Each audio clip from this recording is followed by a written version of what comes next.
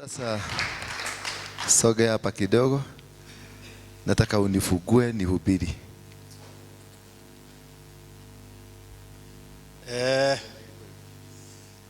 Nigucokia ngatho ni undu wa uguo gwakirwo muthuri uyu twamuneana kwi mwene hinya amutungate thabari-ini ciake ciothe iria rithiaga either utuku kana muthenya. Mzee mmoja anaitwa Keshoyani akasema ni kwarathitwo, kulikuwa kumetabiriwa sio kwa kuradho na Wakristo ogo, kulikuwa kumetolewa unabii ya wa Ogaga ati kutakuja kutokea kijana mwenye atasevu wa Kikuyu, and that is how I became a leader of the Kikuyu youth. Ndiye alinipatia kiapo ya kwanza ya kukua Mungiki. Bwana Yesu asifiwe sana. Yani huyu ndiye aliniambia, sasa wewe ni jamba ya fururi, wewe ni shujaa ya rorere, enda ukapigane, nimekubariki. Akanitemea mate, sio ni kiapo, alinitemea mate na akanichijia busi na ng'ombe, akaniambia kwenda. Huyu mzee, asante sana baba, asante. Mungu akubariki na akuongezee siku mingi, uchukue miaka kama 300 hivi, ukue kama Methusela. Asante. Huyu ndiye alifungua mlango yangu.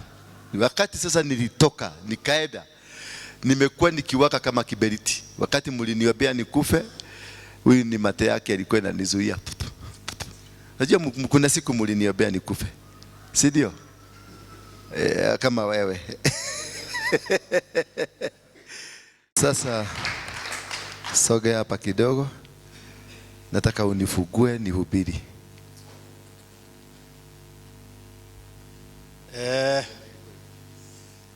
Nigucokia ngatho ni undu wa uguo gwakirwo muthuri uyu twamuneana kwi mwene hinya amutungate thabari-ini ciake ciothe iria rithiaga either utuku kana muthenya.